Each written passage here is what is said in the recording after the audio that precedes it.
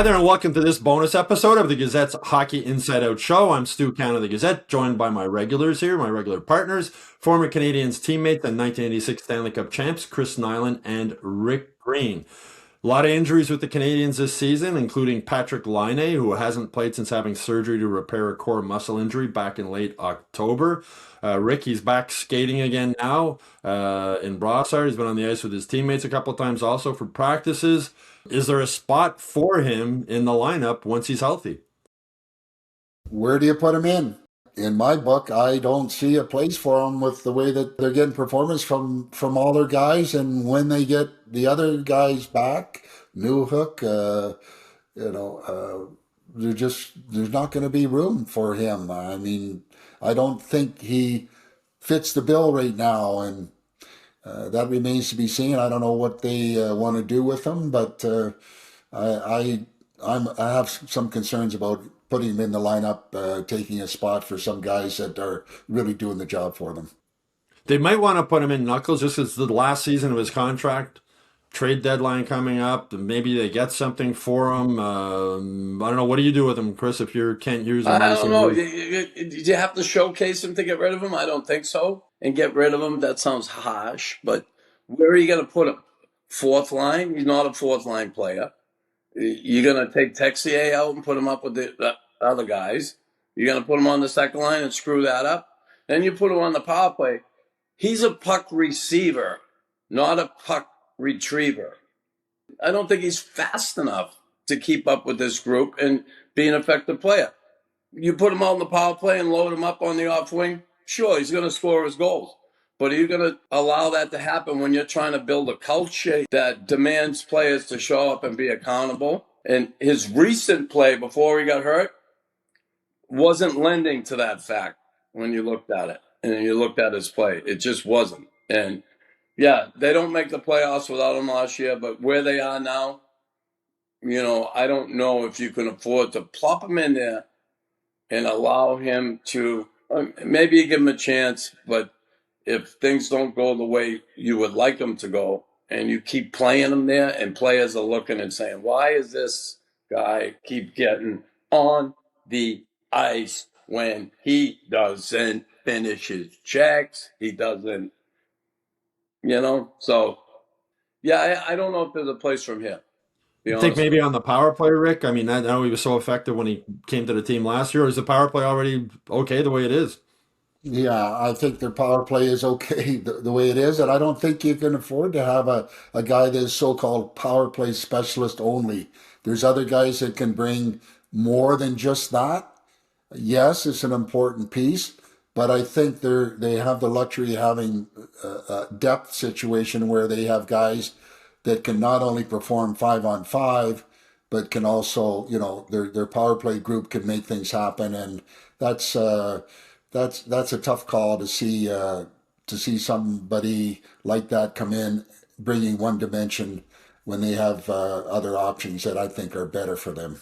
He's been skating hard by himself in Brossard, Knuckles, and he must be wondering now what the future of his career is. He loves being in Montreal. His wife loves being here. He'd obviously like to stay here. I don't think there's a spot for him moving beyond this season, but can you just imagine mentally what it must be like for him now? Like realize, like I was a superstar in the NHL at one point, now wondering if he has a spot here or anywhere moving forward. Yeah, it's a tough one.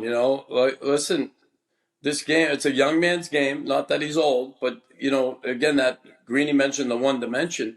Can't have power play specialists. You got to be able to play 5-on-5. You got to be able to be there in crunch time. We saw him last year in the playoffs.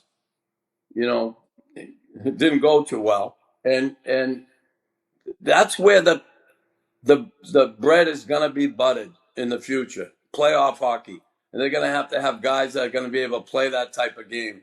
Patrik Laine or Yoel Armia, who would you rather have in the playoffs? Mm-hmm. Yeah, the Armia with the physical presence, right? Think about it, but the penalty killing, the big kid, hanging on to the puck, and he'll do those things that will help you win playoff hockey. Patrik Laine, plopping them into this power play. They have enough guys on the power play. Demidov, come on, Caulfield, shooters. Guys can make plays. Slafkovsky now. You don't need them. Now, Rick, that may seem.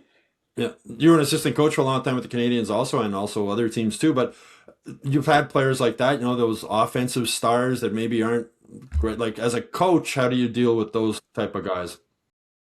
Well, it's really, you know what skill set they have, you know what they bring, but like I said, just one ingredient isn't enough. You have to get more than that, and they're trying to build this mentality from each and every guy, from the first to the last guy, what they need to do each and every night, and it's really tough for a guy like that that's been out this long, and he sees how successful and how well the team is playing as a group, and he's on the outside looking in. It does hurt. I don't care what you say. That's all part of it. But that's life in the business, and it's going to be a tough situation for him. I hope that something works out for him, because he's needing a contract. But health is number one, and providing he has that, then the rest of the stuff he'll deal with. But unfortunately, the numbers crunch when you do it. He's on the outside looking in my book.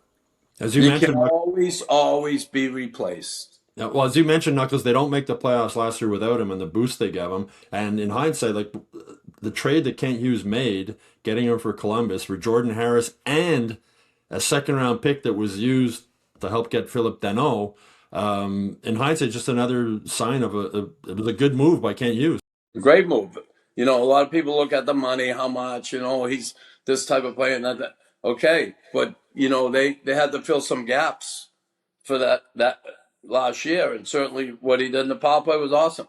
But again, we saw his overall game, and when you're trying to build a culture here and a thing here, his overall game does not fit what they're trying to do here. Yeah, and I mean he went through mental health issues when he was in Columbus also, so he obviously wants to keep playing. Maybe hopefully for him there will be a spot moving forward, but I don't think it's good. I think we all agree it won't be with the Canadiens. Anyway, that's it for this bonus episode. We'll be back with our weekly Hockey Inside Out show on Wednesday, followed by 3 more bonus episodes like we do each week. If you haven't done so already, please subscribe to the Hockey Inside Out YouTube channel. And in case you didn't already know, Hockey Inside Out is also available now on Spotify and Apple Podcasts.